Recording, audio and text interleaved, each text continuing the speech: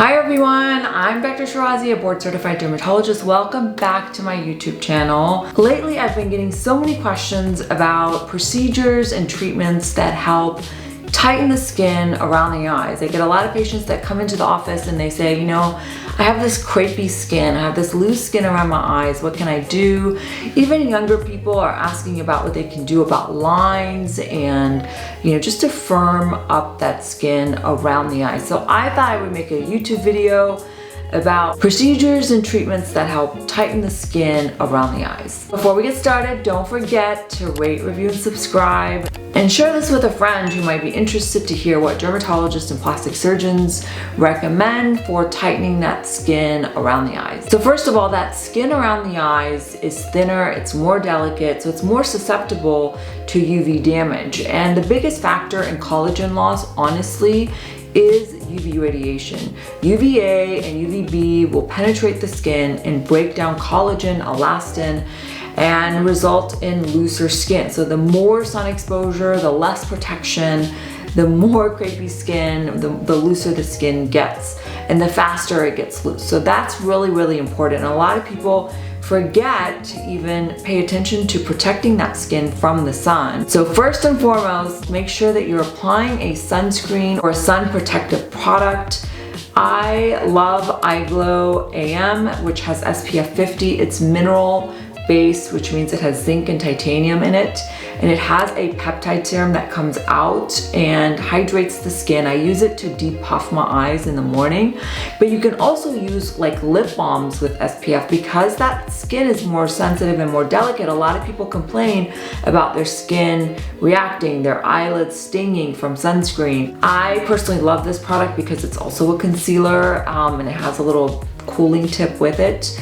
So first and foremost, protect what you got. So what can we do in the office? Really, there's three main categories of treatments that help tighten the skin. Because of the structure around the eyes and the eyeball itself, you can't use some of the things that we use on the body or other areas of the face around that eyelid skin. It's much more delicate, it's more difficult. So number one is radio frequency and ultrasound. These are categorized as skin tightening treatments. They are non-invasive, they really have zero downtime, maybe a little bit of redness, but there's really no recovery because the radio frequency or the ultrasound actually goes deep into the skin. So when we're looking at skin tightening, we want to consider all the skin layers. We want to look at it holistically, right? You don't want to just tighten the top part of the skin. We want to sort of address all the layers and help tighten the structure in all the layers of skin. So we're going to start kind of deep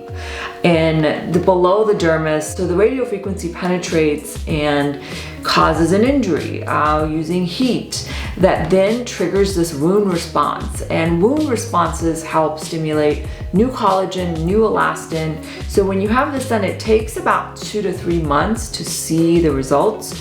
But you may have heard some of these devices, Thermage, Ultherapy, Exilis is the one I love and the one I use because it has radio frequency and ultrasound. And so these technologies produce varying degrees of tightening. It works the best, honestly, in people that are younger. So in your 30s and your 40s is really the prime time for you to start doing these skin tightening treatments. You're going to see the best results over time because you're able to generate the most collagen when you're younger. Because as we age, our skin produces 1% less collagen starting in our 20s per year over time. So you want to catch this technology early on. I personally love Exilis. It feels like a hot massage treatment. It's a little uncomfortable. It gets kind of hot, but it's not painful. Ultherapy, I find it to be very painful. Softwave uses ultrasound. So there's lots of these devices on the market. And like I said, there's variable improvement. It takes some time to see it. Number two, fillers. So we use hyaluronic acid mostly around the eyes. That's the safest filler that you can use. And filler placement does stimulate some collagen over time, but it's important to use fillers only if you have volume loss, because as we age, starting in early to mid-30s is when most people start to lose these essential fat pads around the eyes and the brows and the tear trough or under eye area and the medial cheek area, temple area. So these are the areas that we start to see volume loss. So when we use fillers to replace volume, it also stimulates collagen. I personally find Eye Glow, which uses a white filler blend, and it has calcium hydroxyapatite as a component to stimulate the most collagen, the good kind of collagen, type 1 collagen, which is found naturally in our dermis. So I find Eye Glow to not only be volume restoring, but also help stimulate collagen in the skin. And number 3, laser resurfacing, particularly ablative laser resurfacing. There's really 2 categories. There's the non-ablative, which are technologies like Halo or Fraxel that don't really do much to the surface of the skin, but the laser beams penetrate into the dermis, into the deep dermis, to stimulate collagen and elastin and trigger this wound healing and bring in new fresh skin that's healthier, tighter, with more collagen. So I favor ablative laser resurfacing because I feel like it gives you better improvement in texture, a better job is just overall tightening the skin. Now it does have more risk and more downtime, but the results are more dramatic. So I like erbium that's fractionated, or even full field if you have a lot of loose skin, and then a fractionated CO2. We can literally see the skin pulling tight when we're using these technologies. Now they are highly specialized, and it's a high risk area because of risk of damage to the eyeball. It's really important that your doctor knows how to operate these lasers, understands the laser skin interaction, and uses internal metal shields to protect the eyeball, because that laser beam can be very harmful to the eyes. Now the recovery can be quite long. You can have open, oozy skin for several days, up to a week. Usually the skin heals over at 7 days. And you want to make sure you follow a very strict protocol of skincare with your doctor, because the aftercare is almost as important as the actual procedure in optimizing your healing and your results. Now, the skin heals over at 7 days, but it can take 2 to 3 months for that skin to really pull tight, because even at 7 days, you might still have some swelling, you might still have some redness after a laser resurfacing.